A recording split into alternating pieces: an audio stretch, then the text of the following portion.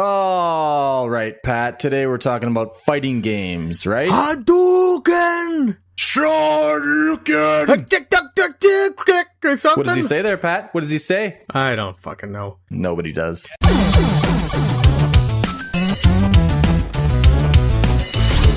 Let's kick shell! All right. So, anyways, I think we should start talking about the older, kind of like the other podcasts we already did. Start with the older fighting games and kind of work forward. Yeah. Okay. So I've got a couple notes on things. You might not have any comment on these because Pat has not been as big of a fighting game enthusiast as long as I have. But No. you might remember some of these games that I'm going to mention. Yeah, I guess Street Fighter 2 would be my first one. I don't know. See, I've got some before that. Holy shit. Yeah, so You mean you played Street Fighter 1?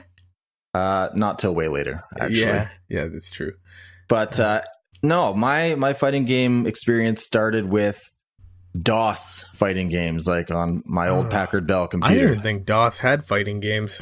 They had a couple, and honestly, they weren't good. But at the time, I fucking loved them. Like, they were great, and I actually learned how to play these fighting games on a keyboard. Yeah, well, I was just going to say how... Well, they'd probably use like a joystick, right? Or no, I'm thinking Commodore. Yeah, you could. I just didn't own one So, back then. like, what kind of control sets did you have? Like were they like Hadouken moves, kind of quarter circle and stuff like that? If you can believe this, WASD was a thing back then. Awesome. So WASD was your up, down, left, right. And in some of the games, like Street Fighter, I remember Street Fighter 2, because that was on DOS as well. What? Really? Yeah, I had it. Oh, the loading times must have been atrocious. Yeah, and it was, it wasn't as good as the arcade, of course, but it was still pretty cool. No, it was actually insert home, page up, delete, end, and page down. It was like all the punch and all the kick buttons. Well, that kind of makes sense. Yeah, because they're all in it's a 6-button configuration all sitting there, right? That's pretty impressive. I didn't know, before we had this conversation, I actually didn't know that fighting games went back like that far. Yeah, see, that wasn't the first one I ever played, though. The first one-on-one fighting game I've ever played, I actually don't know, but I can list off like 4 of them right now that I really liked. One of them was called Brutal Paws of Fury. Do you remember that? No, man. Like, you're still talking DOS, or This is DOS. These 4 games I'm going to mention are all on DOS here. I didn't have like a computer that. No, well, I had Windows and a Tandy 1000, but I didn't have a machine that was just dedicated to DOS games. I used to play DOS games at the library, believe it or not. Yeah, well, but I never ran into any fighting games. So you name them off. I bet you I've never heard of them though. Okay, so that one was like, your animals. So there's like a bunny you could pick, or like I literally don't remember any of the other animals. Like, it's so old and far in my memory. Yeah. There's another one called One Must Fall 2097, and it was like this robot fighting game. And the mechanics and stuff back then were really simple. There wasn't anything crazy. But the one thing that game really stood out for was the walls in the cage, because it was usually cage matches each level. The walls were like electricity, and then some of them were firewalls, and so there was like stage hazards way back then. I bet you I know why they did it. It was probably like, our game is exploitable if you just hold backwards and you never lose. So let's just put electricity behind everybody. It's true. I'm just kidding, but that game wasn't great either. It was mediocre, but it kept my attention for a little while anyway. Yeah. And then there was actually a Virtua Fighter clone that came out after the first Virtua Fighter game, and it was called FX Fighter. Okay. And it was the first 3D fighting game I ever played on computer. It obviously wasn't as good as Virtua Fighter, but it was pretty cool. I never actually played Virtua Fighter, but I played a 3D fighter called, I'm just going to jump ahead really quick because it's the only one I can think of, but Bloody Roar. Yep. I was going to mention that game later. We'll come back to that. Yeah, we can come back to that, but I never played Virtual Fighter. I always thought the polygon look was kind of goofy. It started out pretty rough, yeah. Like, it was really goofy, especially Virtua Fighter 1 and probably Bloody Roar 1. And I always thought I was hard to get out of that pixel area, because I found when the pixel, like, I'm talking like Super Nintendo and arcade games when the pixels, like the drawings of the sprites, look so good. They had all this detail and like muscle tone and stuff. And then like you upgrade to 3D graphics. To like nothing with texture, zero texture. That's what I mean. Like Final Fantasy VII kind of had a little bit of texture, and then Virtual Fighter had like no texture. It was just like blocky colors. Yeah, there was like, maybe a little bit of texture on Virtual Fighter 1, and then 2 added a little bit more, but it was so basic. I know, and then you got games now that like it looks like the cinematic from 3 years ago. You know what I mean? Yeah, like, or better. Well, better, but like I never thought we'd be at this stage. Remember when we were trying to learn how to make like 3D models so we could make a game, and the max like poly count had to been like 5,000, or the game would be too cluttered or whatever. Handle it, yeah. Now I bet you they're like 100,000 or 200,000.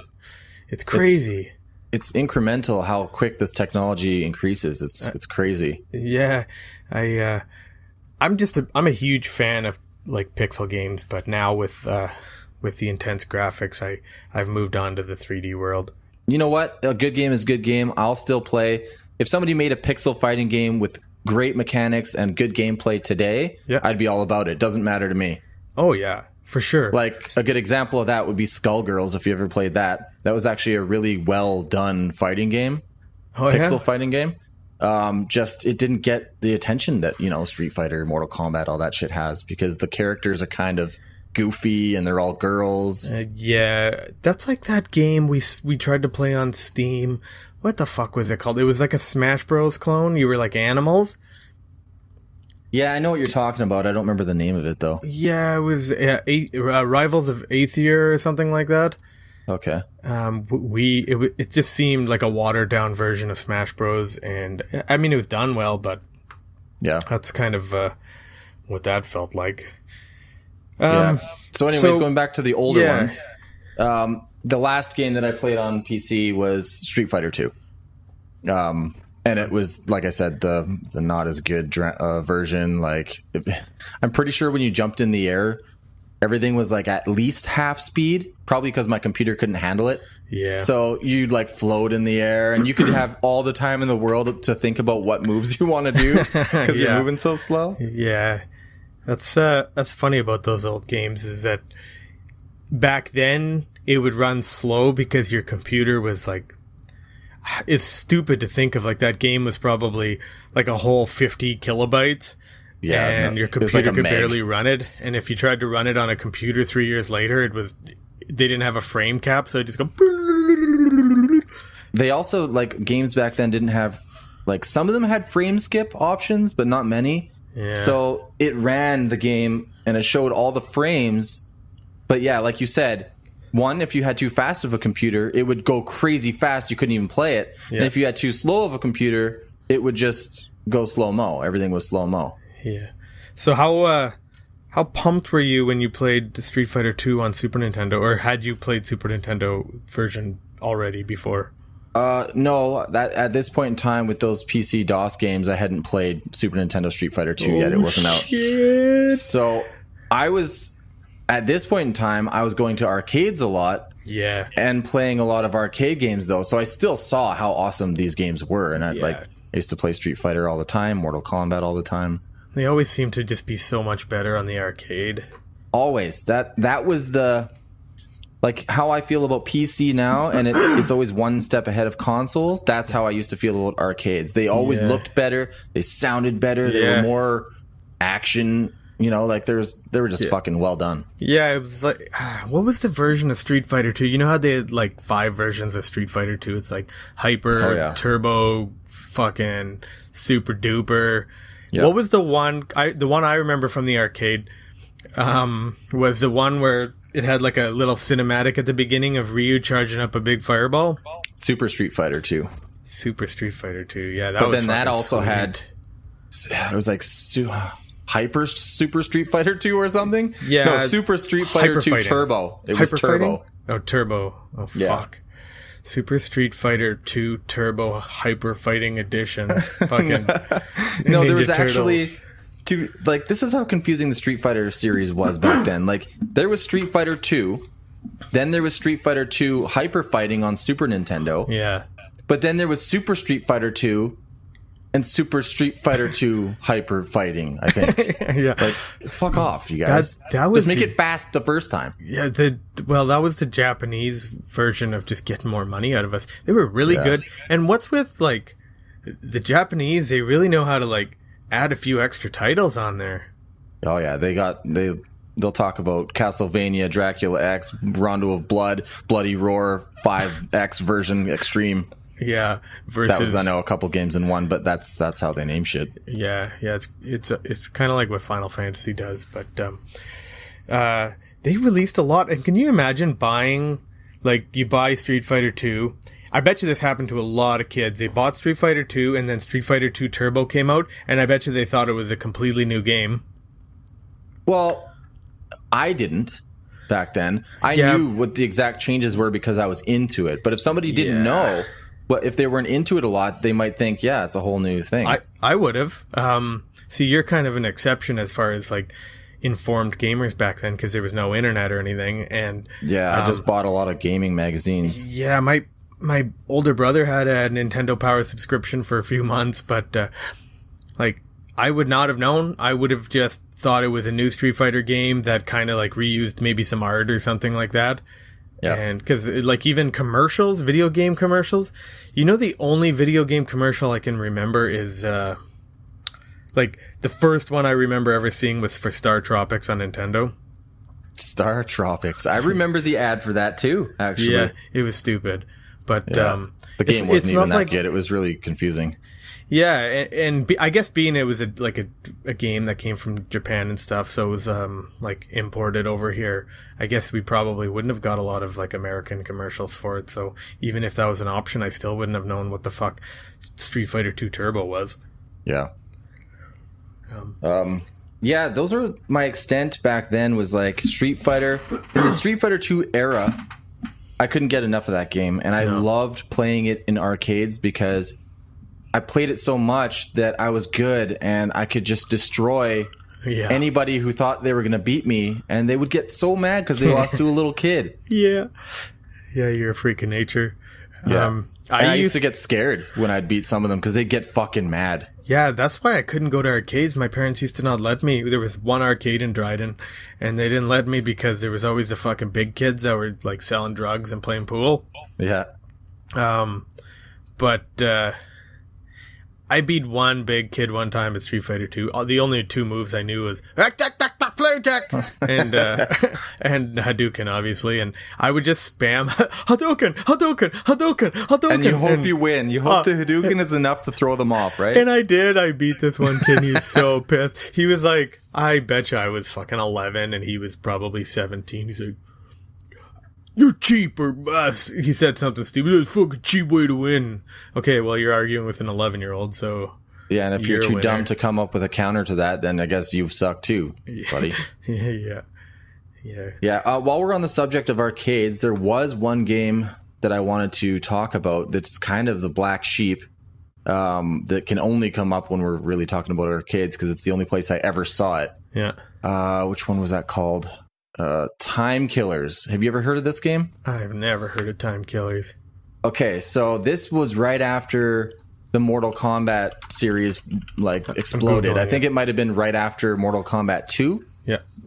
And I played this game at the arcade. One time I was at an arcade and I seen it and I was like, oh, this is cool, a fighting game. And there's, like, a pirate. You could choose, like, a pirate and, like, dude with a chainsaw and stuff. And I was like, the thing that drew me to it is I saw it, like, you know how every game just plays its demo when you're not playing it. It just shows you the game and shit. Yeah. I'm, like, watching it show this demo. And during the fight, you could actually cut off limbs.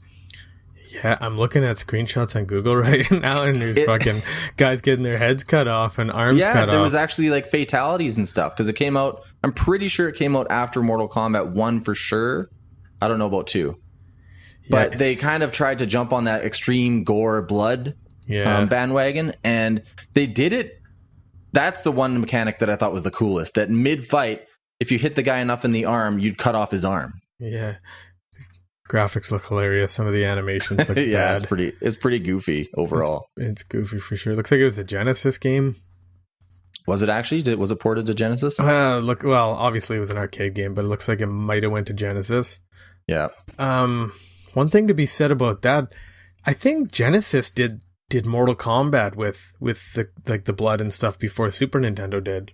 Yeah, they did. I'm pretty sure it was just an option. It was either an option in the options to turn on the blood, or you had to do a code. Actually, I'm pretty sure the first Mortal Kombat was a code. The second one was an option. Yeah, I remember that. Whereas the Super Nintendo version tried to pass it off as sweat.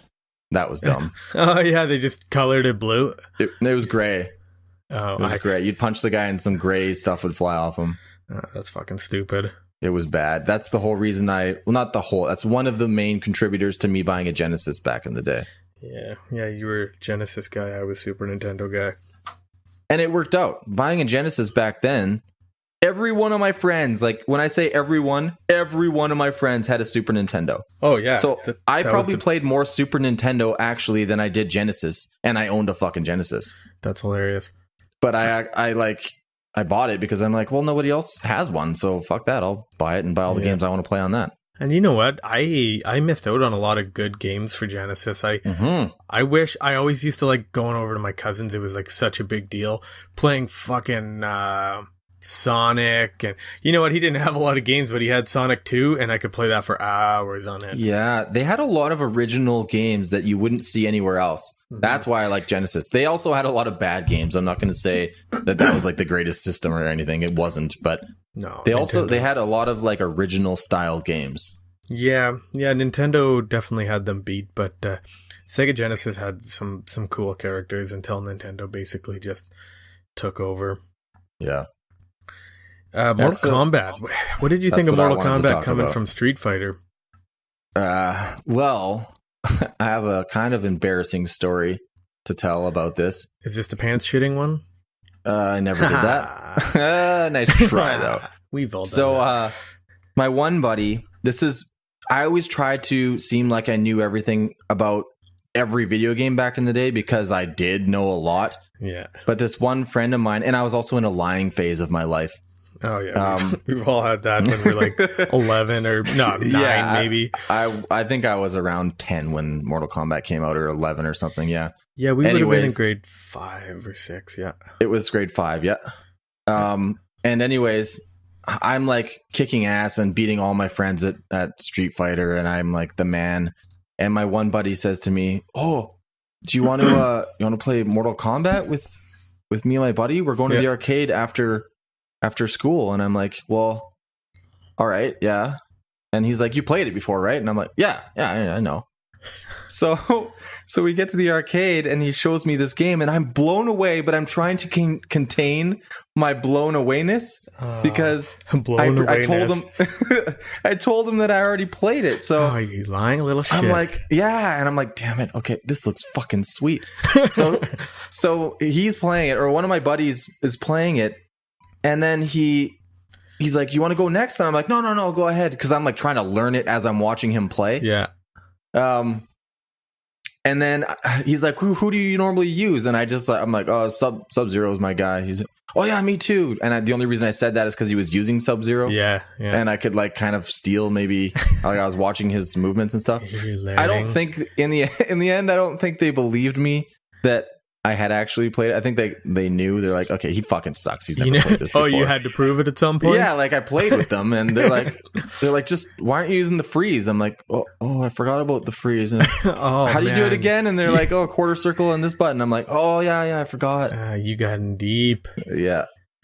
Anyways, it was a fun time, but I wish I could have shown my excitement because that game blew me away. It looked so real back then. Well, what they did, I remember seeing this on a video or something when I was a kid, but they, I mean, this is obvious at this point, but what they did was they took pictures of the actors, and then they basically just turned them into like a downgraded, I don't know what the fuck they would. It was actually video. They took video of the actors and then they paused frames to choose, for the kick. If they want the certain frame when his kick is at the highest point, okay, we'll take that frame and that's the high kicking frame. And you know what I mean? Yeah, which I guess is probably a lot of work back then, but it seems like such a cheat. Like if a game did that now, like even like you know how pixel games and stuff are all back in fashion now on Steam and whatnot. If a game did that now, people would hate it. It's like, oh, all you did is fucking take pictures or take video of someone. You didn't draw. It's not, you know what? Interesting. Again, I'm gonna not agree with you on that. Again, I'm gonna say, as long as it's done well and it doesn't look like they literally cheaped out, and the game plays well and it feels, nobody's gonna say shit. I prefer a game with like hand drawn cool characters, but I guess you're right. As long as they didn't just go put some 8-bit filter on it and like the colors are all fucked up and stuff like that. Yeah, like if it looks like they actually gave it a good go and they tried to make it work as is, then I don't think anyone would really complain. Yeah, I suppose you're right. It would just be a style choice, right? It would be like, oh, cool, they tried this style. Yeah. I completely passed over Mortal Kombat because of that as a kid, because I really liked the vibrant colors. Like, yeah, Street Fighter was way nicer looking for us as far as colors go. Yeah. I didn't get into it, of course, till Mortal Kombat 2, and then I started finding out, like, it's such a... Well, it was violent, right? So I was 11 years old or 10 years old or whatever, and I'm like, for some reason, there was nothing better about... You punch... The uppercut used to get me. As soon as you see the uppercut and all that blood fly out of the person... Yeah. Oh, I was like, yes, I hurt him bad. Yeah. He is hurt. Yeah. Oh, yeah. It just felt becoming satisfying. a little fucking 10-year-old psychopath. Well, you know, if it's games that you have to get out your aggression in, then that's good, I would say. It was senseless, though. Like, I didn't ever see that blood and be like, oh, cool. Like real killing's fun. I never thought it like that. No, I didn't either. I just thought it felt good. Like when you uppercut a guy, he goes flying to the top of the screen, blood flies out of him, and it makes the whole screen shakes and makes that awesome sound. Man, that was cool. Well, look at some of the violence in some of the Mortal Kombat like finishers now. Oh man, it's definitely upped its ante since then. Yeah, since pixel art. Well, not pixel art, but whatever, freeze frame art. Well, I guess it becomes pixel art at some point. Yeah, if you want to call it art. But like some games can be just gruesome now. Oh yeah, and it's not even, doesn't even really affect people anymore. They're just used to it. No, when you see it done in a movie, that's different. Like games, because you just know it's a game. We're still not at the graphics level of it being like you seeing that effect and being like, oh, that's actually really disturbing. Yeah, you know, when I see it in a movie, if it's done well, it's disturbing. I know. I have to look away on some movies when they do too good of a job of making things look gross. Yeah, like if it's somebody's guts that are spilling out of their stomach or something, and they make it look so real, I have to look away. Like I looked away at Saw 2 when I watched that movie back in the day. Yeah, some of those movies are fucked up. Yeah, it just, I almost prefer, like, we've talked about this before actually, where we're at the point in time now where games are getting to the realism, like they can make it look real. And is that gonna like desensitize kids now, like with like, let's say the next 3 Call of Duties from now, or the next 3 Mortal Kombats from now? Like, is it going to be too real looking where people are actually kind of like scarred from it? I don't know. Like, unfortunately, well, people maybe, I don't know. I just think there's fucked up people. Like, it's hard to say, you know how they talk about violence in movies and games, it turns people into killers and they're desensitized by it, so they have no problem killing somebody. Well, I don't know. Like, I watched almost every violent movie and played every violent game up until this point in my life, from probably when I was like 10. Like, my parents didn't hide a lot of movies from me. We weren't like, they didn't treat us like... That's a chemical imbalance, though, that you're kind of talking about. Like, that's just a fucked up person where it's gonna manifest eventually anyways, is what I believe. Or he's just finding ways to do it. Like, I'm sorry, but you're fucked up. Maybe like it's always these weird kids that like hurting animals and stuff like this, and then they get older and they see it in a movie, so they're like, well, that seems like a cool way to murder. Yeah, well, it's not like I said though, that only affects those kids in that way. Yeah. If they're already, there's some kind of imbalance there, or there's some kind of horrible history they've had. You know, otherwise, what I was getting at though, I wasn't getting at that extreme. What I was kind of trying to get across was the desensitizing. So like, even though, like, let's just take a normal kid, you or I, when we were, well, I don't know if we're normal, but you or I, when we were young, We're seeing all this realism. Like if we were seeing the graphics of today for the first time, and the Mortal Kombat, whatever, 15 comes out, and it's like, holy shit, this is so real. And we see these finishing moves. Like, I wonder how that would affect us as a kid. I wonder if we would. Maybe, I don't know. like if we hadn't seen it and we saw it all of a sudden. Yeah, like it take us as kids, but put us in the future, you know? Yeah. I think it would desensitize us like over to time. A point anyways. Like, well, like just to maybe games, but we rented that Band from TV back when we were like 17. I don't know if you were there or not. I might have watched. I always hated that shit. We watched it, and I watched some of it because there's a bunch of people there, and I felt like kind of like embarrassed to be like, oh, I can't watch this. So I tried to man it up, but eventually we all just end up shutting it off because there's like, people are sick to their stomachs, literally. Some of it was really simple stuff. It was seeing like someone actually losing their life. Like, or no matter if I saw one where this dude fucked me up, man. I've seen a suicide or a murder or whatever on YouTube back in the day. That fucked me up a little bit. Yeah, it leaves a dent, that's for sure. Yeah, I looked away as soon as I realized what I was looking at. I was like, no, what the fuck? Why does anyone want to see that? And again, and this is after I'd seen movies that had done very like convincing special effects. Mm-hmm. And I still see, I won't watch, like, people are always like, oh, there's a beheading video on YouTube. Yeah. I'm like, I won't watch it. Who wants to watch that? I think you gotta have some issues if you like watching that stuff. Yeah, you gotta have some issues for sure. Especially the people that would laugh back in high school. They'd be like, oh, that's crazy. No, you're fucked up. You got problems. You should go talk to a therapist. I don't think video games are going to scar people, assuming they're the right age to be playing it. Like, if you're a kid and you never fucking played a violent video game, say you're, I'm going to say 12, and all of a sudden you're like, okay, let's play. Yeah, you're used to Banjo-Kazooie, and then you go from that to Mortal Kombat or something. Yeah, that might have an effect on you a little bit. Well, and then of course that kid's not buying that game. His parents are buying it. They're not checking the ratings, and hopefully parents nowadays know there's raving levels. I think they're gonna get more strict with that, with all the ratings and stuff. Yeah. Once it gets more realistic looking, especially if a game chooses that art direction with the game, and they're like, okay, we're going for like ultimate realism here, and there's like, a beheading or intense gore in the game. Like, I think they'll be a lot more careful. It'll be an 18 rating. They'll make sure kids can't buy it, Well, that's pretty much what it is now, but kids are still playing these games. Like, every kid plays fucking Grand Theft Auto. Yeah, but it's still cartoony looking, so it is, but I mean, listen to this, there's fucks and shits, and there's like, that's true. There's naked scenes and nudity. Yeah. I was installing something at someone's house one time, and I know we're way off subject, but this kid was playing video games downstairs, and I feel like he played them on purpose just to like I've been in a lot of houses doing installs, and people, like, kids always like want to like see what you're doing. So it was like his way of coming down there, seeing what I was doing. He was playing video games in the basement, and he started playing. He's just looking at you out of the corner of his eye. Well, he wanted to show me something without saying, "Hey, I want to show you something." So he started playing. What's that Rockstar game? It's like Grand Theft Auto, but you're Red Dead. No. It's like it's a city. You're still in a city. Fuck, I can't think of it. I think it might not have been Rockstar. Something's Row. Saints Row. Okay. Saints Row. Okay, so he's playing Saints Row. I guess this is really not important what game he's playing, but I guess you could get like a giant dildo as a weapon.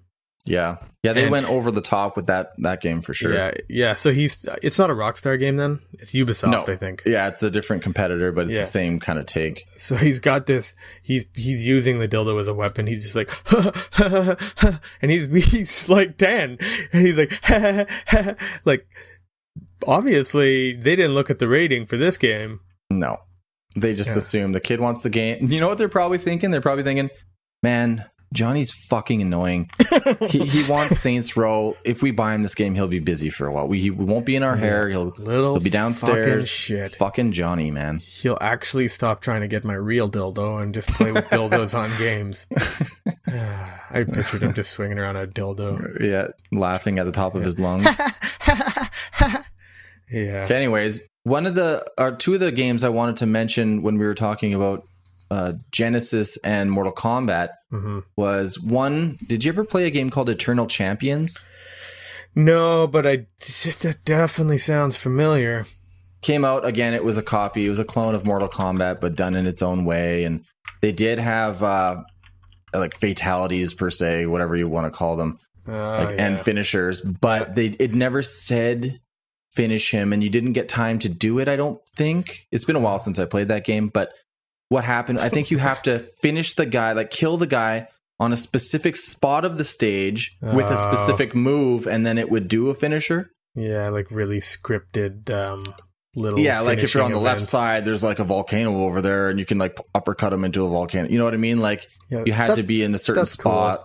Cool. That's kind of cool. It's kind of cool because only because back then, like I said, you didn't have internet, so you didn't always know. You and I grew up like without instruction manuals. Well, no, we had them, but we didn't read them because we were generally too excited to play the game. Anything we knew about a game only came from gaming magazines back then. Yeah, exactly. So sometimes you were discovering, you would play this level over and over and over, and all of a sudden you'd play it one day and you'd discover, oh man, you can punch him through the sky. Yeah. I don't know how you punch someone through the sky, but you know what I'm saying. I know what you're getting at, though. Yeah. Yes, that's cool. I always liked discovering things in games, but this one was so cryptic that I never got one finisher ever. But I heard right from when it came out, that's why I rented it. I heard that it had finishers. And because none of the gaming magazines that I bought or owned at that time talked about this game, nobody knew how to do it. I even had 2 or 3 friends play this game with me, but nobody knew how to do any of the finishers. So we ultimately just like said, fuck this game. Yeah. It was too hard to find. Did they have like special moves like Hadoukens and stuff, or was it just punch and those were kick? easy enough to find out how to do because, they copied the same Street Fighter, Mortal Kombat formula for how to do the moves. You just try half circle, quarter circle, shuriken inputs. This is going to sound really noobish of me because I honestly didn't play a lot of Street Fighter or Mortal Kombat. It's been so long. Were the movesets like pretty much the same as Street Fighter? It was like a mix of Street Fighter and Mortal Kombat. No, I'm saying like for Mortal Kombat, what were the movesets like? Oh, because you didn't play much of the old school Mortal Kombat. They're a little different. Really. I don't remember. So, it's been a long time. Basically, Street Fighter relied a lot on the half circles, quarter circles. Back and back, forward, hold back, go forward. Yeah, and Mortal Kombat did do that, but not all the time. And I'm trying to think of some specific moves here. Like Mortal Kombat for Scorpion, you do back forward and then high punch, I believe, and he shoots his harpoon. Okay, so they had a few more button combo kind of stuff. Yeah, like they took their own ones and put it in there. But Street Fighter never had that, like a back forward. They had hold back and then do forward to do like Guile's Sonic Boom. But I don't know. They did kind of their own thing. That's a bad example, but they did other things, and especially their fatalities. They were like down, back, forward, back, down. They high were punch. fucking hard. Yeah, like they were. It wasn't like a sliding method. It was actually push these individual inputs, and it was timed. You had to do it perfect. Yeah, real quick. Each like stroke had to have a tiny amount of time between it. I don't know if it was Mortal Kombat 2 or 3, but or maybe even 1. One of the Mortal Kombats literally gives you like maybe a little over a second. It's like 1.5 seconds you get to do a fatality, and it's for one, you have to get in the position you need to be to do it first, and then you have to do it. Yeah, that was tough too, just trying to get in position. Yeah. I think that's why I didn't like Mortal Kombat, because I played side-scrolling games, and I like Street Fighter, but Street Fighter, honestly, you could just button mash and be somewhat decent at. Yeah. Whereas Mortal Kombat, I found to be a lot more challenging, especially when you wanted to... It took more time. You had to actually, I would play with a buddy, and literally half the time we would just go, okay, let me just try stuff, and we would just both sit on either end of the screen trying different button inputs to see what came out. Yeah, yeah. That's the way we learned back then. Yeah, I liked it. It was more work for sure, but it was satisfying in the end when you got something. Especially, like, I think it was Sub-Zero's fatality. I figured that out without even knowing how to do it. Really? Yeah, because we spent so much time. Fatality. And I always played Sub-Zero. Fatality comes up, and then I'm just pushing random stuff. And it did it the one time, and I'm like, okay, I think I did like forward, down, back, forward. Something around that when it happened. So then we'd play versus each other another 25 times until I nailed it down, what it actually was. Jesus. Yeah. It's amazing the time you'd put into games back then just to practice one tedious little stupid thing. Yeah, because I wanted to impress my friends. Oh, look, he knows how to do that fatality or whatever. What other fighting game were you talking about on Genesis? Okay, so that one, Eternal Champions, and then Primal Rage was the other one. That was another copy of Mortal Kombat. That one. Primal Rage was good. It had a toy line. No, it sucked. Are you kidding? Game fucking sucked. Okay, wait. That's the one with the dinosaurs. Yeah, no, it wasn't good. It had really good graphics. I remember that. Yeah, it looked great. The move inputs were stupid. It was like there was like up inputs, like hold block, up, down, back, forward, and then Y or A or whatever. And then it was like, really? That's just a move? That's like a fucking fatality input. Yeah. Yeah, I think they probably weren't so good at programming their like complicated like quarter circle stuff, so they probably just did button combos because that was probably way easier to program. Yeah. I remember I rented it twice and then I gave up. I'm like, man, I'm not putting the time into this game. It's not very good. I'm sure they had a toy line, though. I'm typing this into Google. Primal Rage toy... Let's put toys. Oh, they totally did. Lame. You found them. That's a cool idea, though. Yeah. So, okay, there's one more line of games that I want to talk about before we start talking about the 3D games. Yeah, what's up? Did you ever play any of the arcades? It wasn't just on arcade. It was on, if you were one of the very few fortunate people that could afford to buy a Neo Geo. Oh, yeah. You could afford to buy Fatal Fury or Art of Fighting, King of Fighters. Fatal Fury rings a bell. I never played... Samurai Showdown. Never played all those ones, King of Fighters and stuff, but I played Fatal Fury, but man, you're bringing back some old shit. Yeah, like... the only reason I played those games is because they were in arcades that I used to go to. And Samurai Showdown I put a lot of money into. I got pretty good with a couple characters, but the rest of them, like I played Fatal Fury and I played Art of Fighting and King of Fighters, but I never cared. Samurai Showdown had something a little bit special to me. I actually wanted to put in the time on those ones. Yeah. Yeah, I definitely played Fatal Fury. Played it in the arcades. I never ever played it on Super Nintendo or anything, but... That one was cool in the arcades or even on console, I think, but it was cool because that introduced the mechanic of jumping into the background and foreground, back and forth. Oh, yeah. Do you remember that? Yeah. If you did up in a button or whatever, you could jump into the background and then the guy would have to jump and fight you back there. And yeah, it was kind of neat.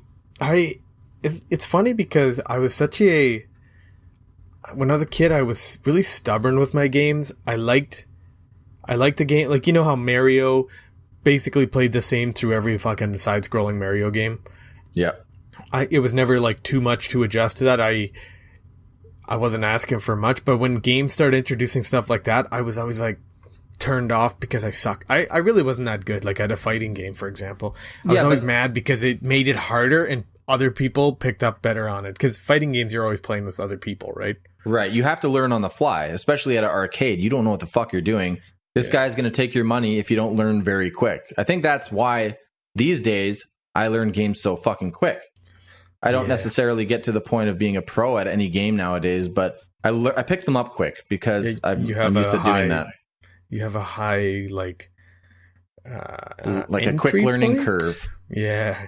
Yeah, you're usually better than everybody at the get-go, and then like nerds online get super good and spend their life doing it. And then I hate the game and I try something new. I just called people nerds and we're having a podcast about video games. We are those people. We are the nerds. Well, not so much anymore, but we still are passionate about it. Yeah. If that makes us a nerd, I guess. You know what? Yeah. Nowadays, as far as I'm concerned about nerds, everybody's a nerd with something, you know, like Oh yeah. we like gaming. That's mainly our nerdiest thing, I would say. But there's girls who like to crochet. I would consider that a nerd thing. Oh yeah. There's guys that are, you know, they like to dance. Oh, I love dancing. It's to not me even, that's it's to not me even that's that, kind of nerdy, I guess. But like nothing's nerdy anymore because everyone just has their own passions, you know. But you know what's nerdy, like nerd to the max? And I don't judge people for it, but like I love playing sports, but I can't stand fucking watching sports and talking about stats and people getting traded and stuff. But you know, some people like that, and They love it. They nerd out on it. I know, and like hockey. Oh, you see what Bufflin did on this game, man? His stats are like this, and and he needs to learn how to do that. Holy shit, man! Why do you care this much about some random guy playing hockey? I know. I get it. I get it. I love live sports and I love playing sports. Yeah, But it's other than fighting. it's weird to us because we never cared about that. No, I don't. I just don't find it. I watched baseball when I was a kid, but I mean, I grew out of it. I always have something better to do than sit down and watch sports. And then, but better is a relative term. Better Well, to you is better to gaming, me. Exactly. That's like and better to them is watching hockey. And we're wasting our times playing video games. You know. oh yeah. I had one guy tell me one time. He's like, I can't remember. It was an apprentice electrician, and there's another apprentice trying to act like a big manly man. And he's like, I was like, oh yeah, I play games once in a while. He's like, whoa, I don't have time for games. I just work and pretty much go to bed after. Yeah, you do have the time. It's just not a priority. It's not your priority. It's not you don't have time, because I guarantee you get home from work and you sit your fat ass down and watch TV for 2 hours. You know what I mean? Judge people. You fucking sit down and you eat that hungry man dinner, and then you fucking watch hockey. I know you do. I know it. And you drink beer. And that's where the belly came from, and I hate Fatty. you. But I don't judge them. No, I don't. I don't actually judge them. No, but I don't care what people do. But if they start acting like my hobbies are like childish or whatever, I'll rip their dick off. Is this the second time we've referred to ripping off dicks in a podcast? Did we talk about cat with a ripped off dick? Not yet, and I don't want. It's not the time. No, we're not going to. But I just thought maybe that's where it came up. It's not a real cat, by the way. It's just a cartoon cat. So shut up. It's all in our heads. Okay, anyways, let's move on. Yeah, where are we transitioning to with these fighting games? Well, we've basically talked, I think, about all the 2D sprite-based fighting games. So now we're into like the 3D territory. All the important ones, anyways. Well, Nintendo didn't really have fighting games, eh? Well, they had one fighting game, and it's pretty damn good. Smash Bros. No. I mean NES. Original Nintendo. They didn't have much. Punch Out can be considered, I guess. Yeah, Punch Out was a really cool. But like a side 1v1 side view fighter, I don't know. Not big ones, anyways. Nothing I can remember off the top of my head. There probably is one. Oh, I guarantee there is, but nothing I give a shit to talk about. Yeah. And then we jumped to like, I guess, like PlayStation. Yeah, 1? like PlayStation N64. What did N64 have for decent games? They didn't. For fighting games, they didn't. They had War Gods. Remember that shitty game? Fuck no.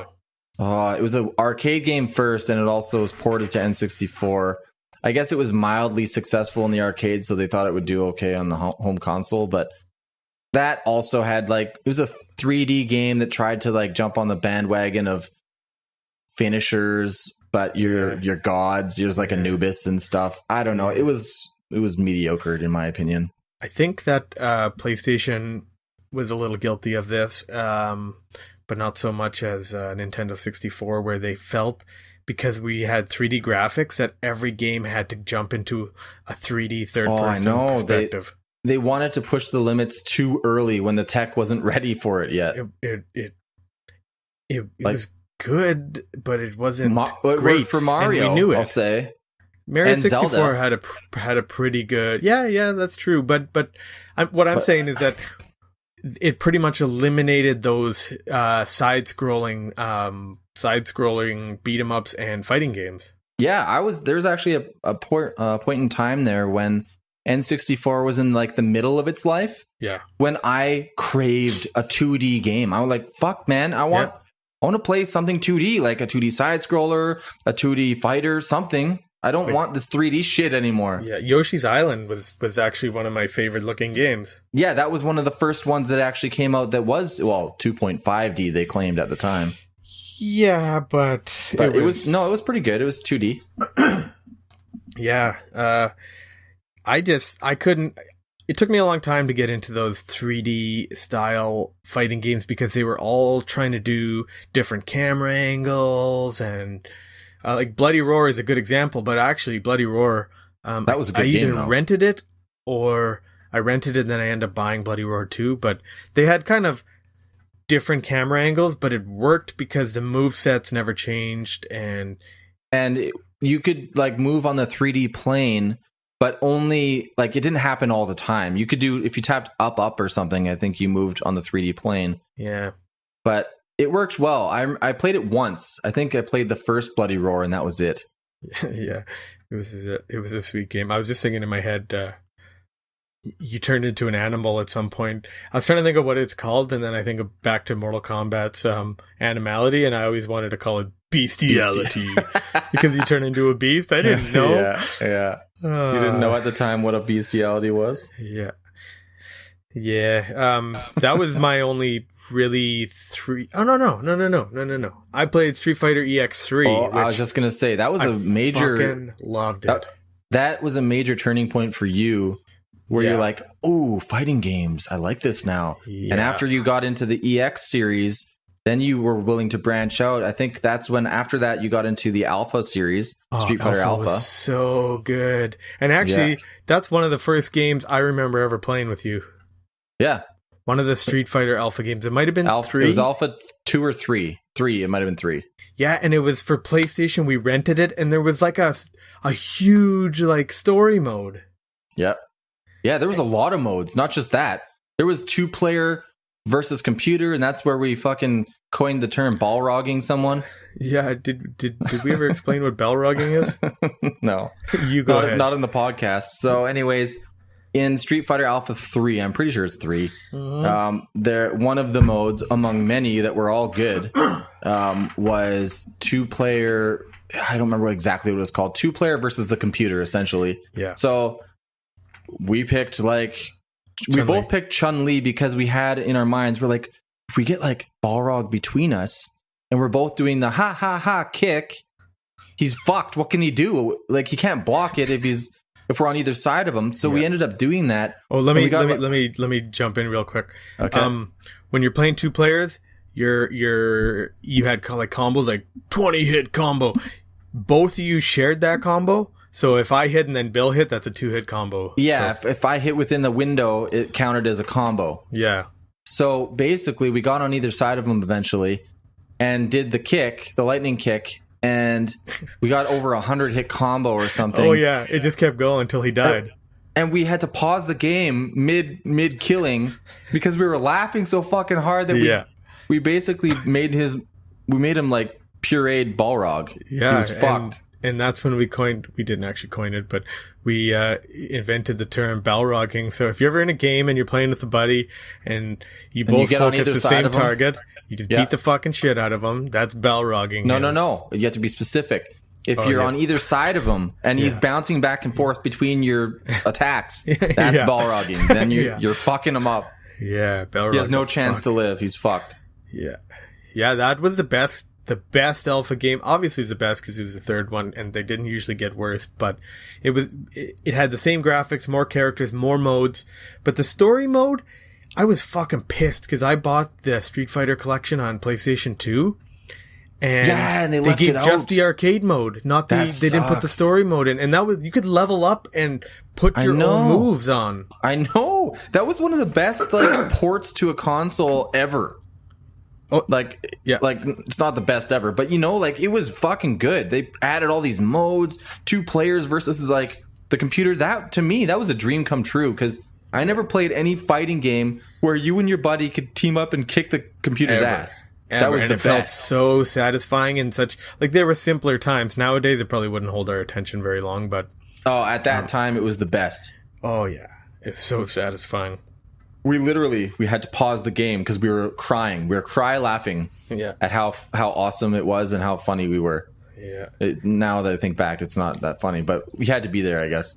I loved all the old art for those Street Fighter games. Like when it went past Super Nintendo and there was like it was on PlayStation. They didn't like cop out. Well, I mean, it was on Dreamcast and all these other consoles, but they didn't like cop out and try to go 3D. They were like they went straight to just even better resolution pixel art. Right, yeah. I liked that too. Beautiful. Street Fighter 3. Street Fighter 3 is the best looking pixel art game I can think of. Yeah, because they put a lot of like animation frames in there and made it really smooth. Like just looking at Ken and Ryu in their neutral pose of not moving, just seeing their like ki bounce up and down with them when they like breathing. When they're breathing. Fuck, that was so good looking. Yeah. It was too bad for me. Street Fighter 3 was just too fucking hard. Okay, so I want to talk about one specific thing here. Fighting game mechanics. So to you, what is like one of your... maybe I'm putting you on the spot. Maybe you need time to think about this. But what is your favorite mechanic within a fighting game you've ever played? That's a tough one because it's all relative to how much I played it. So if I look at Street Fighter... Yeah, it's your own personal experience. Okay, I'll say my favorite at the time was Street Fighter EX3 because it was one of the first like games I actually bought myself. I owned it on PlayStation 2. It was really simple. It was a really simple game. So you had a lot of quarter circle moves. Like say if I used Ryu or whatever, I could like combo my EX attack, and then I could combo another one into that, and all I just kept doing is sliding my thumb back and forth. Right then. Yeah, so, but it was really like I just slid my thumb back and forth, and then went back to the other quarter circle backwards, and like I would just mash buttons, and it was so satisfying because I'd play against a computer, but I'd just be kicking the shit out of someone, and like that was probably my funnest, but when it got away from like just button mashing and it started getting technical, I'd probably say Street Fighter. Like I'm talking about 4? Specific mechanic. Like is there a mechanic within a specific game that you thought was really cool? Like remember 4 had that, what was that move called where you'd like look all shadowy and they could hit you and you'd take a little bit of like armor damage? Yeah. What mechanic was that called? Remember? I don't remember what it's called. But yeah, they were going with that ink look, and you had like the black. And you had like a charge up, and they could hit you a couple times before you do this like strong attack. And if you connected it, if you connected it, then they would be stunned for a bit, and you can get off another combo or move. Yeah, the timing, if you did it right, worked out great. I use Zangief all the time. He ended up being my favorite character, but yeah, he's your guy. So I now. do that clothesline, and I fucking like crush somebody if I get the timing right. That you're right. That was a pretty cool mechanic. But for me, my favorite mechanic. This is going to be a weird one, kind of, because my favorite mechanic I've ever seen in a game is not one that I was ever good at. What's that? It was Street Fighter 3, the parry system. Like if you push forward right when somebody attacks you, and it's a high attack or a mid attack, you'll parry it. Or if you push down right when they're doing a sweep, if you push down right when they're sweeping, then you'll parry the low attack. I wonder if that's how you had to fucking beat that game, because I don't think I ever beat it. That is how you had to fucking beat it, but I never, like, I could never get good at the parrying, because part of it is luck. The other part is knowing combo strings. So, okay, I know if he's doing this, next he's going to do a low, so I'll push down right now. It was really hard to get good at, but I thought it was really fucking cool. Yeah, I think Street Fighter does it best, because I think as far as mechanics go, other games around that time, they were just adding like a beast mode or whatever, fatality, whatever. They weren't putting a really intricate... It was simple. Like... Well, I guess that was simple. It's simple if you think about it, but like you think of like Street Fighter 4 had that ink mode, I'm going to call it, and Street Fighter 5 has a really good... they had the V triggers. The V triggers. Yeah, that was done really well because it Yeah, that completely was a good- changed the way you were playing the character at that point. Yeah, like they would adjust your stats and, well, maybe not stats really, but like, you know, some people would get stronger or some people would get faster, and also you have a different set of moves you can do or whatever. It was pretty cool. Yeah, you could combo in and out of it. Yeah. We got okay at that game, Street Fighter V, but some Yeah, people are just too fucking good. Well, I'm right now waiting on Soul Calibur 6. That releases in a couple days actually from this podcast. Okay, so who is in this Soul Calibur 6? I know they used to put like Zelda character or whatever, or like Link in there. Geralt from Witcher 3 is in it. Oh, nice. Yeah. That's fucking awesome. So he's a guest character. They're going to have more than one. I'm pretty sure they said they'll have at least one more, maybe a couple. Yeah. Geralt is the first. He's already in the game. But the reason that I like the Soul Calibur series so much is because this is a good transition to one thing I want to talk about. It's a simple game. So it's a simple fighting game. There are combos within the game. Yeah. But all the moves, for the most part, are forward in this button, back in this button, just the button without a direction. Oh, you know, I might have to pick that game up. It's fucking. It's nice. You don't have to learn these dumb fucking. Oh, my super for this one is 2 full circles backwards with these 2 punch buttons. No, it's not anything hard like that. See, I don't It's like mind forward in this button, back in this button. Yeah. I don't mind moves. I'm not I don't good either. at combos. I'm good at combos, but you have to put the time in. You just got to go training for a little bit and try stuff. Yeah, I never could get that good. You got pretty good with Zangief and some combos with him on Street Fighter 5. I got decent, but there was still people that could like use Ryu or something against me and just combo more times and longer combos. Yeah, it was obviously just fluid, natural for them, and for me, I was always sweating. My finger was hurting. My thumb would be like bent in a V shape. Well, okay, I want to talk more about these simple fighting games. Like that to me, that's one of the main reasons I like the Soul Calibur series, is because they said fuck all these like intricate button moves. You just like push forward in a button, back in a button, all they have is a punch button, a kick button, and a weapon button. Or no, wait, sorry, I'm wrong. Discard that. They have a horizontal slash, a vertical slash, and a kick button.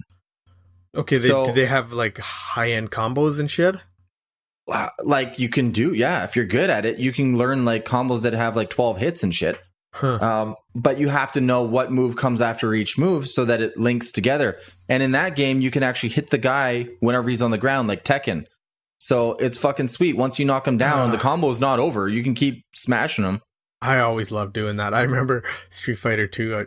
I was like, oh man, I want to fucking kick him while he's down. Yeah, you did. Like Street Fighter, that was the one thing that I wasn't a huge fan of. Like once they're down, you have to wait till they get up. That sucked to me. Yeah, I mean, I guess it was probably at that time hard to balance. So yeah. Like you think about it, if you're just allowed to kick the guy on the ground, you're getting all those. Like you they're get one knockdown and then how. you just fucking they're trying to get up and they're trying to like think of what to do next, and you took half their life off kicking them on the ground.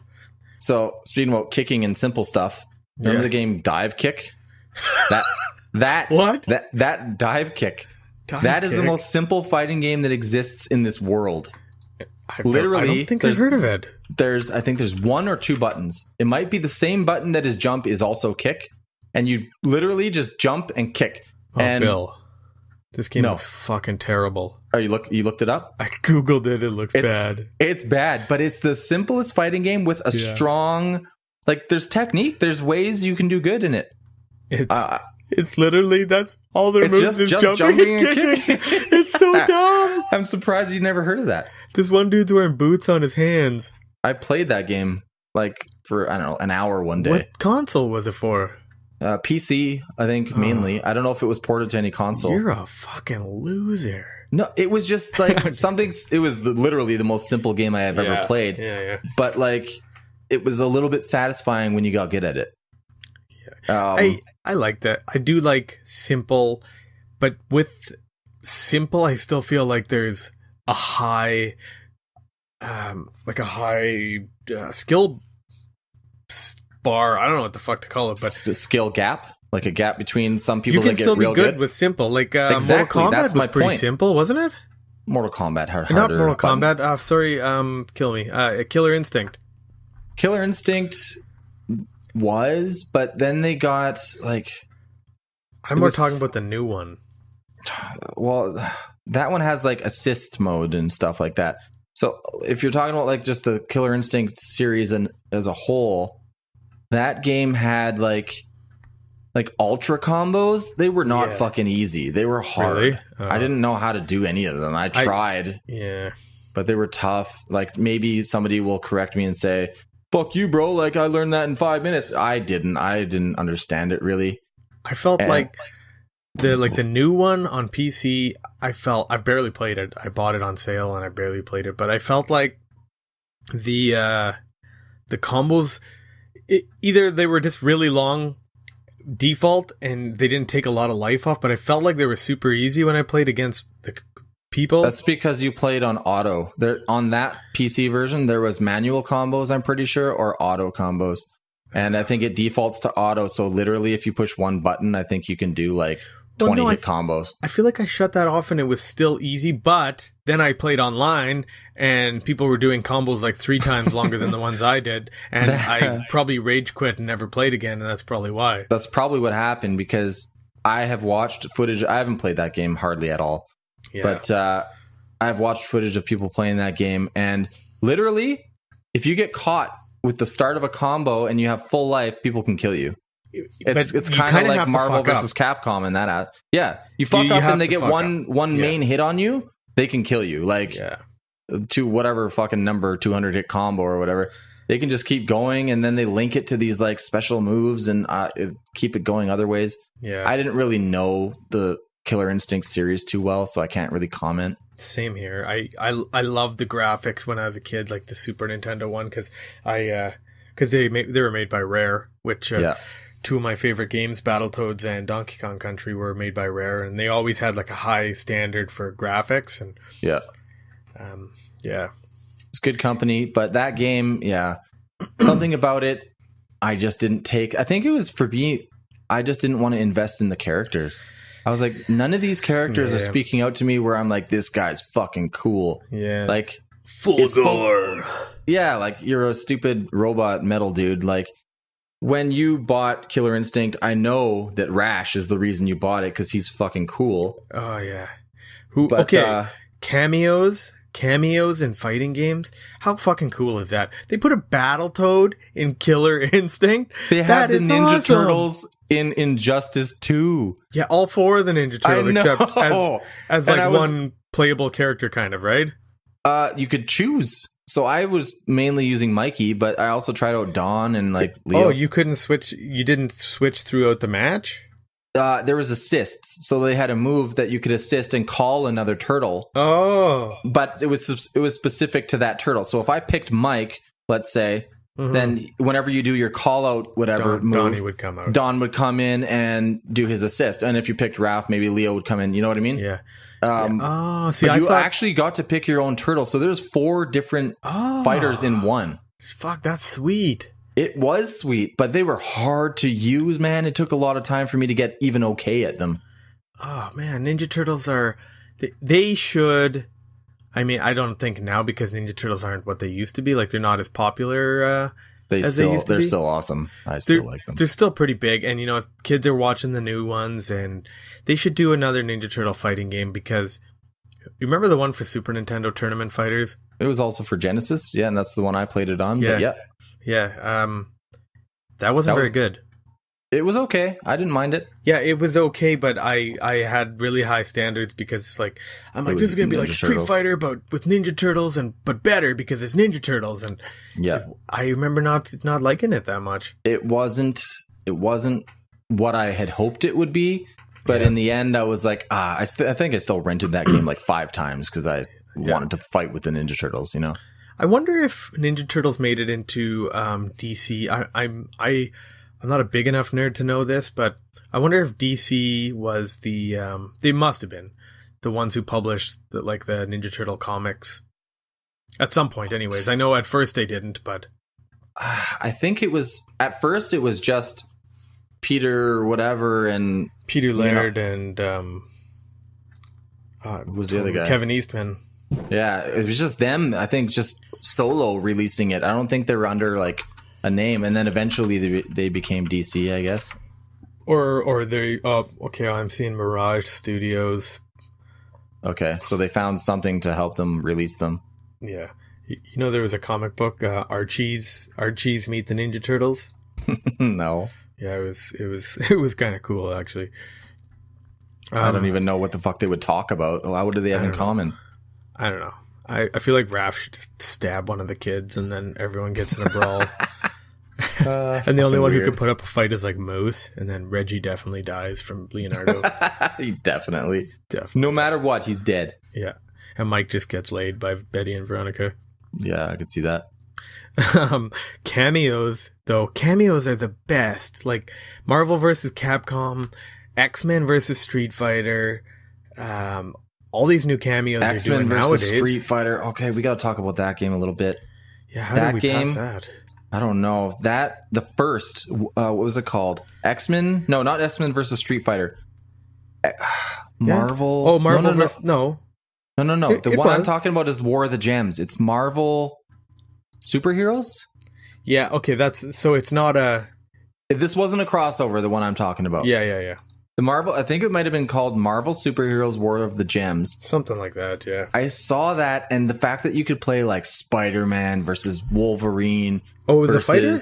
Yeah, and it was one-on-one. It was we played it together. I played it against you on PC on emulator at my house. Yeah, maybe years ago. No, not maybe. We did. That sounds familiar. Yeah, like years ago.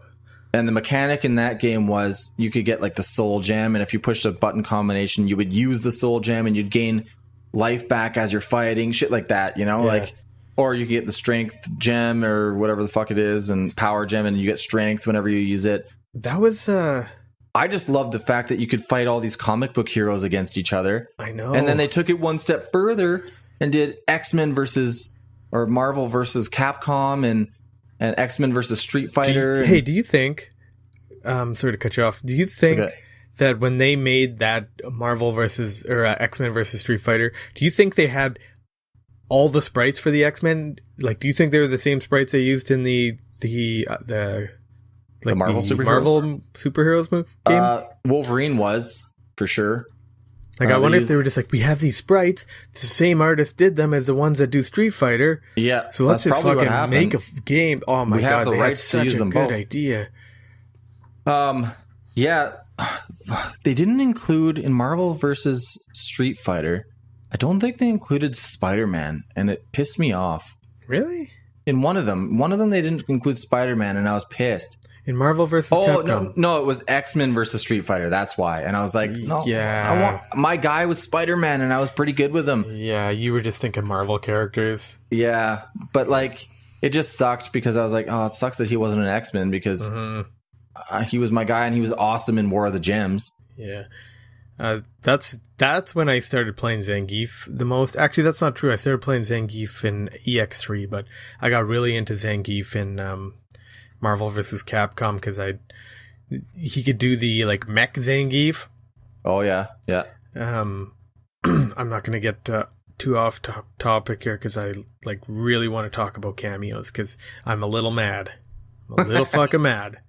Okay. And I'm going to tell you why, because, okay, we're looking at all these games, they got all these cameos. Yes, there is Marvel versus Capcom, but it's all like kind of either Marvel or Capcom, you know what I mean? Street Fighter has been doing cameos for a long time, but only from their other games. Like they have a whole separate series only for the cameo. Like, it's not even for cameos. It's a series that exists to mix those two things together. But in their mainline Street Fighter series, they have not one guest character ever. I figured they would have done it. Like, if you think about everyone else, is Virtual Fighter got Noctis from Final Fantasy 15. No, Tekken did.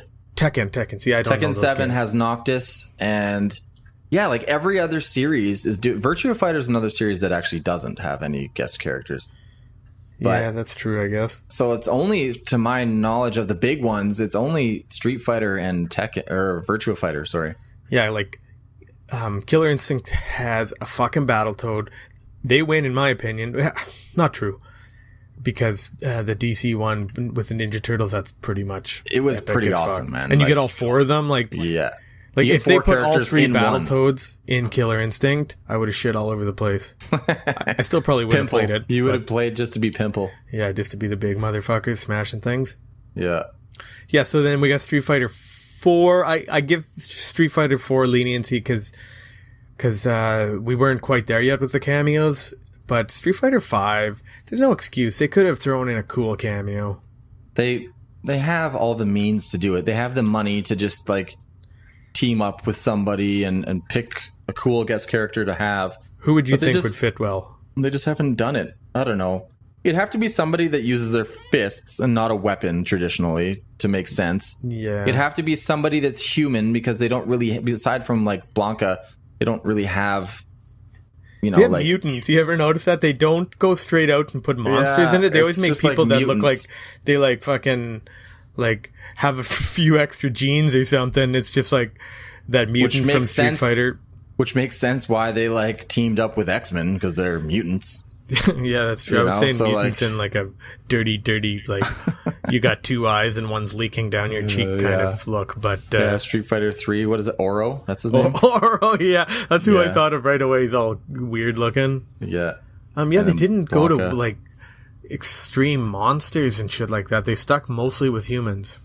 Yeah, which maybe is why like they don't have cameos because they're like, oh, who would we get? Like, That's bullshit. There's so many cool characters nowadays. you know what? It would be. I wouldn't even care. It'd be so out of place, but I wouldn't care if like a Ninja Turtle was in a Street Fighter game. Be I like, don't give a yes. fuck, yeah. Be like, fuck yeah, that's good. I don't care. Yeah, I'd be so pumped. I'd actually prefer to see a Battletoad in Street Fighter because I don't want to play Killer Instinct because I don't know how. And I suck. Yeah. But I'm pretty good. I'm pretty decent at Street Fighter anyway. Is there anything else you wanted to touch on with the cameos Um, and like guest characters? not really. I think that was just kind of my venting session on Well, I'll how say- Street Fighter's got to pick it up a bit. I'll say one thing about Soul Calibur again. Soul Calibur 2, when they did like one of the best marketing things I think they had ever done is if you buy Soul Calibur 2 on every different console, you get a different guest character. That was genius in my eyes. Because it's like, oh, the Nintendo guys get Link. Oh, they're going to be pumped. Oh, the PlayStation guys get Yoshimitsu. They're going to be pumped. Like, you know, like they catered to every Yeah. crowd perfectly. I think it would have been cool to have an option to get all the characters, but Yeah. I guess like Maybe nowadays they would just do like a DLC for it. But back then, this was before DLC when that game came out. yeah, that was a really good thing because they did that with. I know it's not a fighting game, but they did that with Shovel Knight. How like if you had it on PlayStation, you got Kratos from God of War, and if you had it on either Xbox or PC, because Microsoft owns Rare, you got a Battletoad level. And Yeah. so I was just thinking, Smash Brothers. Smash Brothers has so many cameos. Well, no, that's Huh? okay, yeah. They're not. It's not just mainline Nintendo characters. You're right. Yeah. They got like fucking Snake from Metal Gear. Yeah, Cloud from Final Fantasy VII. Yeah, they did a good job. They even have, how ballsy is this? They even have a character from another popular fighting game. Fucking Ryu. Yeah. That's They got ballsy Ryu. right there. And Ultimate, Smash Ultimate will be coming out in a month or so from this podcast, and that I am gonna have a hard time not buying that. I'm gonna just buy it. I have to. You will, I know you will. They're gonna have like 70 characters at launch. Yeah. 70. I give that game shit when it first announced because they're like, you can get Mario and Dr. Mario. You can, yeah. I guess they have a different skill set, but I feel like it was a lazy extra character. You know what I mean? It could have been just a skin. And the argument that you had online, you talked to me about this. The argument you had online with a guy was, he's saying, well, dude, they're just including everyone. And you're like, yeah, well, they could have included someone else. And he's like, no, you're looking at it wrong. They're including everyone.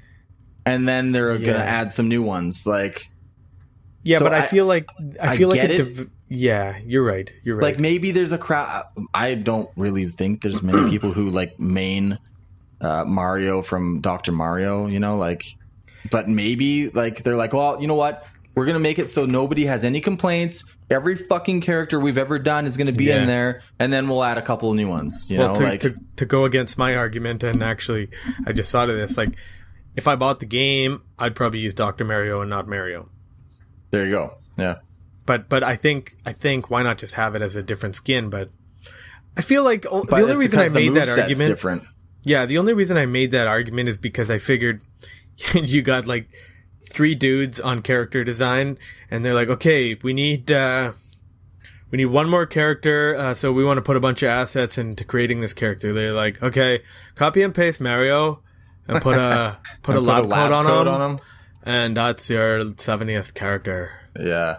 But it's like I said, I think they thought of it in the way that we'll include everyone, so no one, if somebody mains anyone they've ever played in any Smash, it'll be there. Yeah. I always thought it would be kind of neat if a game could clone different skills, different movesets to different characters. So, like, I don't know how that would work, how you'd do it, but say you really, really, really want to play fucking Dr. Mario or whatever, but you don't like the way his moves are done. Yeah. I know Smash Brothers, most of their moves were all the same, but like more like a game like Street Fighter. Say you think Guile is a stupid looking character, but you really want to use like Ken, but you want to be able to do flash kicks. Yeah. How cool would it be if you could pick any character you want and you just pick a moveset? So now you're going to want to buy Soul Calibur 6 even more, because there's a character creation within it. Oh, yeah. And you can choose movesets based on any fighter that you're good with. So let's say you're good with the guy that uses nunchucks. Then, okay, I'm going to create this person and give them that moveset, and now I can play as that. That's cool. Can you can't pick pre-made characters and give them different movesets? Or did you just say that and I'm fucking not hearing No. It's character creation, so you could kind of make them. Oh, yeah, You can't choose, like, one guy. You can't choose Nightmare and then give him Keelix moves in the game, I don't think. Oh, you know who... Sorry, go ahead. But you can basically create a character that looks like Nightmare and then give him Keelix moves, yeah. Yeah, I should give credit to, what game was that? The EX series, like I was saying. I forgot this, but there was a character in the game. He was just a generic-ass character, but you could give him moves. You could, like, he had a certain amount of move list, and you could put, like, I want him to be able to do a Hadouken and suplex. Okay. And Yoga Fire. So you could give him, like, any moves from the game. I think you had to, like, unlock them or something. I can't exactly remember. And, like, you'd probably be locked to a certain amount of moves as well? Yeah, just like any other character, but I don't know how they did it. Like, did they nerf his power or something if he was able to do, like, a suplex and a fucking, like... Hadouken or something. I don't know, but I never used him because he was kind of a lame-looking character. Do you remember what the character's name was? It was like something stupid, like Bob or something. I don't know. Bobby. With programmable move set. Are you looking it up? While you're looking it up, did you ever play any of the Dead or Alive games? No, those aren't the ones with like all the chicks playing volleyball or whatever, is it? Well, yeah, that's what they came from. They created like the volleyball separate game. Yeah. But Dead or Alive started as a fighting game with a lot of girls in it, and that's why it morphed into that. So was it all? I've only played. No, there was girls and guys, but I would say I think most of them had equal girls to guys. So you know how most fighting games have a couple girls. This was like half and half almost. Right. It was pretty good. Like, it was to me, it was just like a Tekken clone, though. I don't know which one came first. So maybe I'm wrong. Maybe it was before Tekken, but yeah, to me, it was a Tekken clone, and I liked Tekken better, so I didn't really bother with it too much. Yeah. Now, I didn't get into a lot of fighting games because I was never great at them. It wasn't until you and I used to play back when we lived in that house in Edmonton, where we used to play the MAME emulator and stuff, and you were always better than me, but it wasn't until then where I was like, fuck this, I'm getting better. and I put effort into it, and I could actually beat you on occasion. Yeah, I felt bad when we first started playing fighting games together, because I'm like, well, he's not going to stand a chance because I've put hours into each of these games. Yeah. And this is his first time trying them, so yeah. I never like expected you to be good, but I was happy when you wanted to put the time in to be as good as me, because then it was actually, I had to fucking try my hardest, and then you beat me still sometimes. Yeah. I want to go back to Street Fighter V because I thought of something that really pisses me off, and I hope everyone can kind of agree with me. But if you noticed, the last time I played the game, which was months ago, but I mean, I had it for like, how long has it been out? 2 years now? 2 or 3? Yeah, I had it for at least 2 years, and they never fixed Ken's fucking hair clipping into his shoulder. Is it still? I haven't loaded the game up for like a couple months now, but is it still seriously clipping through his shoulder? Last time I played it, which was probably 6 months ago, it still was, and it had been out for almost 2 years. So why didn't they ever fix that? I don't know. That's lazy right there. That's so lazy. Also, talking about lazy, them releasing Marvel vs. Capcom Infinite, that game was lazy as well. Really? Like, yeah, they got shit. Nobody plays that game anymore. Like, how so? How so compared to the other ones? Just the other ones, Marvel vs. Capcom 3 is well appreciated. A lot of fighting game enthusiasts love that game, but I didn't get into it because they changed how things work, and it was tag 3-on-3. And to me, it was just too many characters to learn all at once just to be able to play a fucking simple match. Yeah. So in Infinite, they got away with 3v3, and it was 2 versus 2. And the game just didn't look great. The story mode was garbage. The graphics weren't amazing. They don't have... No, the graphics weren't great. It didn't look... Like, the one previous looked really comic booky. This one just had a lame style overall. It was lacking in every area. They had no X-Men in this one because they didn't have the rights to them at that point. Oh, God. Like, it was so lacking is the only word. Like Fox owns it or something. Yeah, I think they're past that now. I think they have rights to use X-Men characters again for whatever reason. But at that point when it came out, they didn't. And everybody just shit on it. And myself included, I tried to like it. I beat the story campaign. And I got good with Dante and Iron Man and one other guy. Yeah. And then I was just like, I'm forcing myself. I don't play. If I'm forcing myself to play a game, I abandon that game. Well, you fucker, you almost made me buy it. I put my foot down. I'm like, I'm not buying it. It's $60 or $70 or whatever. I'm like, I'm not buying it. You're like, oh, it's so good. Well, when it first came out, I don't even think you'd played it yet. You're like, it looks so good, man. You got to get it.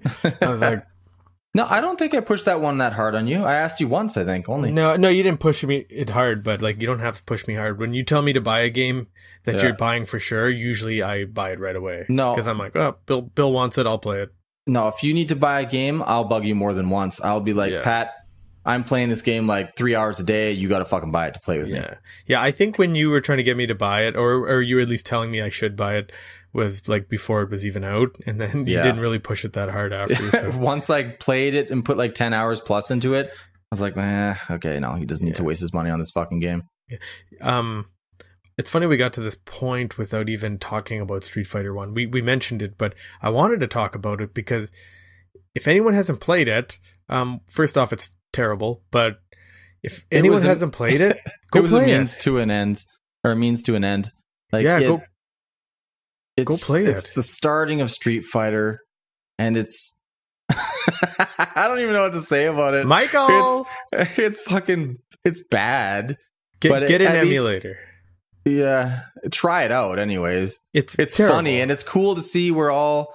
Like, they got characters in there that didn't appear in a Street Fighter game until Street Fighter 4 or 5. Well, so like Alpha, I think. Like Poison and shit is... Oh, no, Poison wasn't it. Poison came from Fatal Fury. Not Fatal Fury. Final Fight. Yeah, like Birdie was in it. Or was his name Birdie? Ronaldo was in it. Ronaldo? I don't know who the something fuck like that. is. I don't know. Yeah, Birdie wasn't in it. He showed up in Street Fighter 3. No, he was in 1. Was he? Yeah, he wasn't in Street, because I remember, because he was in Street Fighter 5, and then you and I were doing we were doing some YouTube videos on our Double Kill channel, and we wanted to do all the Street Fighter games, so we recorded Street Fighter 1, and this was after we had played Street Fighter 5. Right. And we were like, holy fuck. Yeah, Birdie. Birdie's in it. And Ronaldo, who showed up in 4, Ultra 4, I think. Yeah, and Jen, that old fucking geezer from Street Fighter Alpha, Yeah. I think he was in 4 or 5 too. The game, not the mechanics, just the controls in the game were fucking broken. Oh, terrible. Like, you can do a Hadouken all day. It'll only come out one out of every 5 tries. Yeah. But it was a starting point for Street Fighter anyways. Yeah, which I find crazy, because you always just go to Street Fighter 2. When I was a kid, it was almost like there was no such thing as Street Fighter 1. It was just like Japan was trying to sell you on a sequel. Yeah, there wasn't. Basically. When I played Street Fighter 2, I was like, well, where's 1? I've never heard of 1. Yeah. And I didn't hear of 1. Nobody I knew had ever fucking played 1 yeah. until, I don't know, like 10 years later, I finally heard that, it was actually on the TurboGrafx 16 CD. Yeah. If you had that, nobody fucking had that console. So, especially the CD add-on. The way I always thought was something came out on Nintendo, and then like there was always a better version on Super Nintendo. So like Street Fighter 1, I just assumed Street Fighter 1 was on Nintendo. Yeah. I didn't know any better. I heard of a game called Street Fighter 2010 or something like that. Yeah, 2010. It was a terrible looking side-scrolling game. It was not connected at all. I thought that's what it was. I thought that was Street Fighter 1, but they just called it something different, and then they decided to go with a number 2. Yeah, and totally changed the game. Yeah. Yeah, no. There's one more game I wanted to talk about with going back to the simple controls that I never got to. Mm-hmm. And it never released, actually. It was called Rising Thunder. Did I tell you about this game ever? That sounds vaguely familiar. So this was a game going to be released on PC, I believe, probably the main consoles, PS4 or PS3 or whatever, and the Xbox. And its whole thing, like their whole philosophy on their fighting game, how they were going to do it, was kind of the same as like Smash Bros. And those other simple fighting games, where the most you'll have to do for an input is forward or back and a button, or down and a button. Yeah. They didn't have moves. The moves were all just a direction and the button. Doesn't look bad. No, the game looked great. And what ended up happening, from what I heard, I could be wrong a little bit, but from what I heard, the game got bought out by another company because they liked what they were doing. Yeah. And this company that bought them canceled Rising Thunder and decided to make their own game, but it never surfaced. So I don't know. The engine? Yeah, like maybe they ran into legal problems.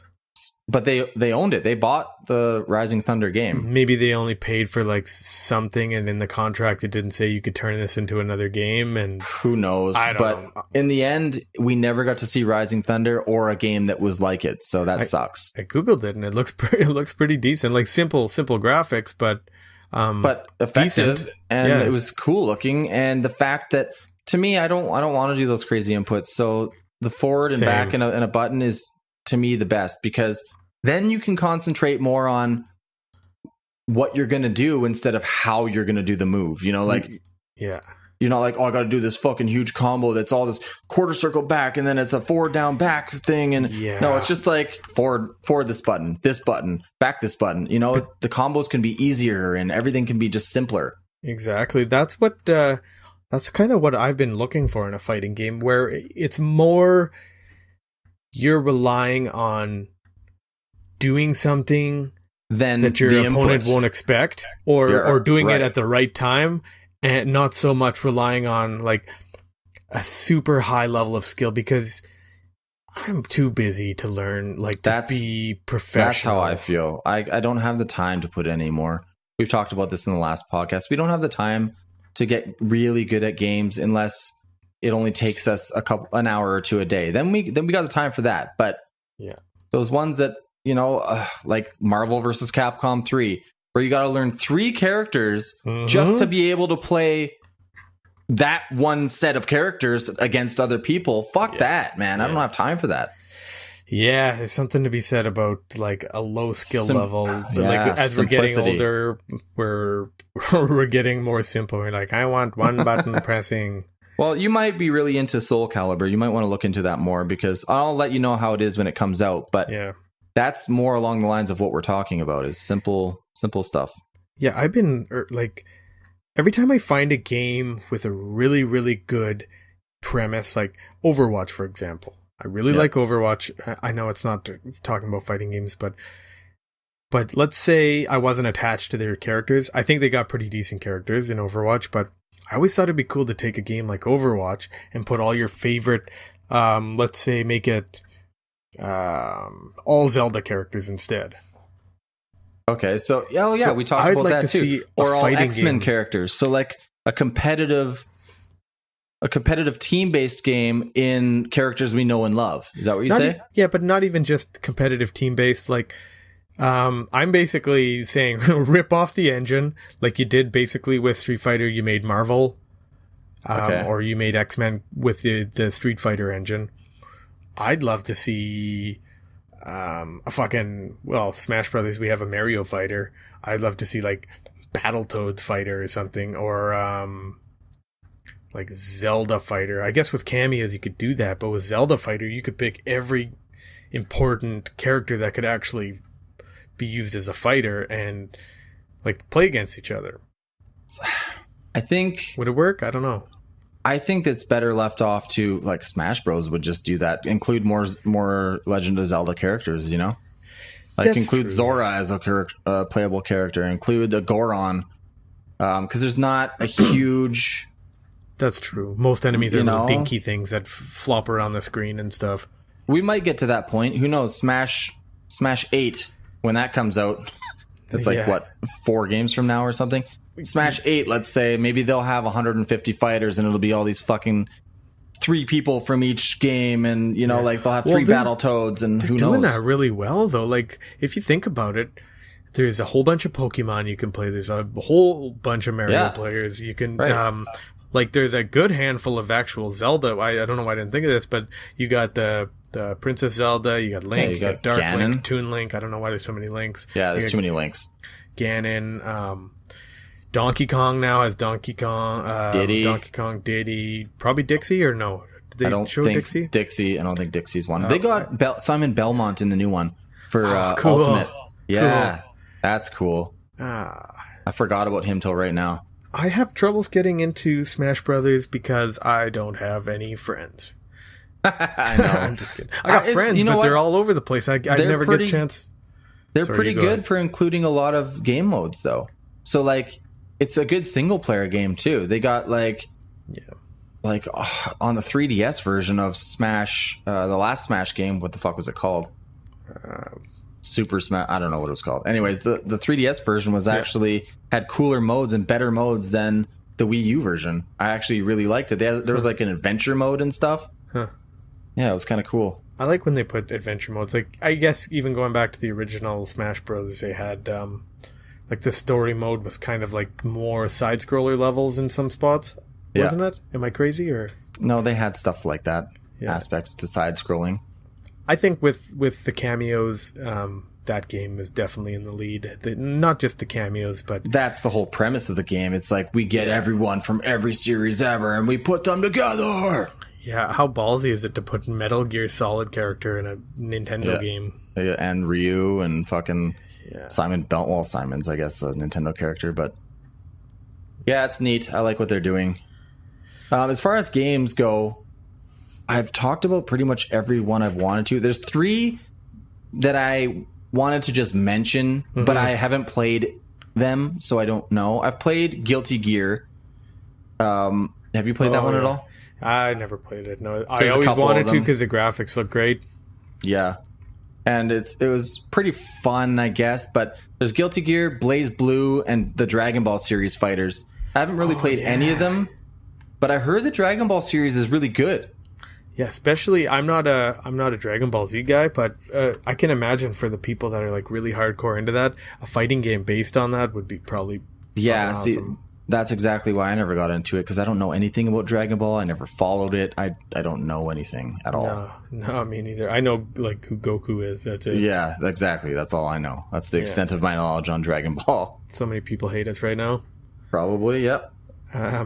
But what if we talk about, you had it, Mugen. Oh, the Mugen games. PC. Oh, fuck, man. This is a whole nother conversation. We don't have to go too deep into it, but explain it at its core. Well, basically, it's a PC engine that anybody can alter.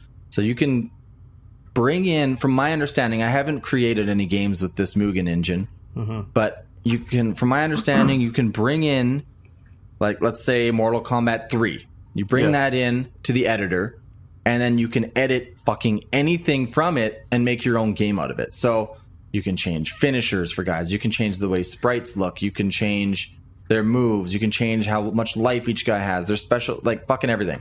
How did you get the sprites? Did you just download them off the internet? No, the Mugen games that I've played and that I have are just finished games that other people have made. Okay, yeah. So there was one you were playing at your house that had like 100 characters, and they were all like had all the Ninja Turtles and all. There was like 200 plus characters, I think, in that game.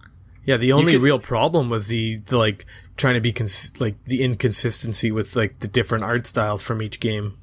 Yeah, well, there's lots of problems actually, but you don't take it as a serious fighting game. You take it as fun. Yeah, you were playing it as a drinking game.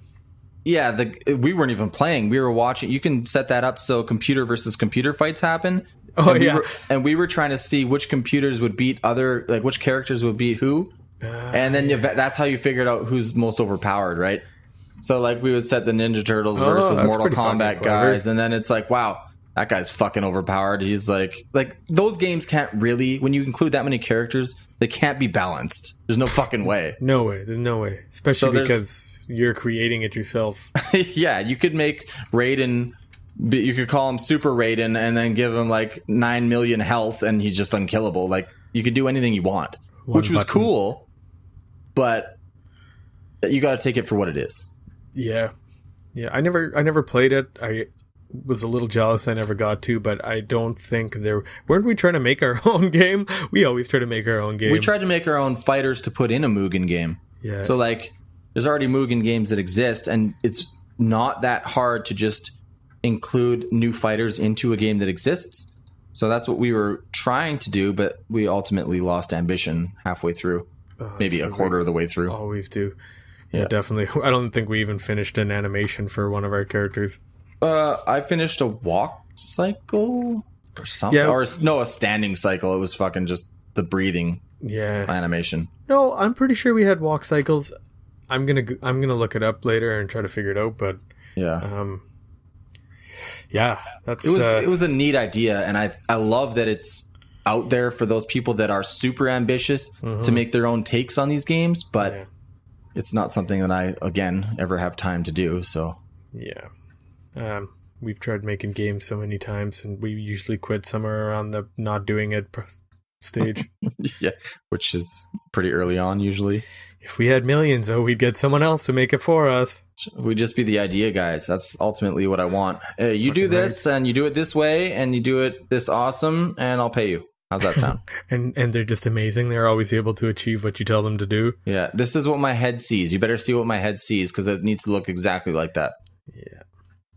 Well, I think it's a good time to wrap this up. I don't think we've missed any of the fighting games I had on my mind.